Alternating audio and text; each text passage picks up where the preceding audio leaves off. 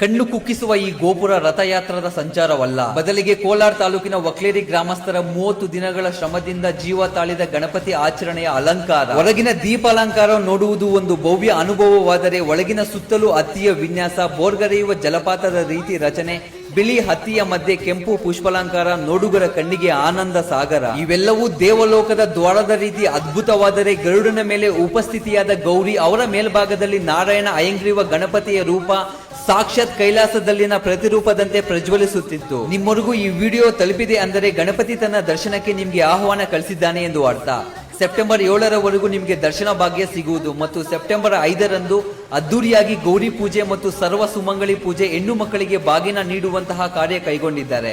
ತಪ್ಪದೆ ವಕ್ಲೇರಿಗೆ ಭೇಟಿ ನೀಡಿ. ನನಗೆ ಆಹ್ವಾನ ಕೊಟ್ಟು ವಿನಾಯಕನ ಆಶೀರ್ವಾದಕ್ಕೆ ಅವಕಾಶ ಮಾಡಿಕೊಟ್ಟ ವಕ್ಲೇರಿ ಗ್ರಾಮಸ್ಥರಿಗೆ ಧನ್ಯವಾದಗಳು. ಸತತ 37 ವರ್ಷಗಳ ಈ ಅದ್ದೂರಿ ಆಚರಣೆ ಹೀಗೆ ಮುಂದೆ ಸಾಗಲಿ.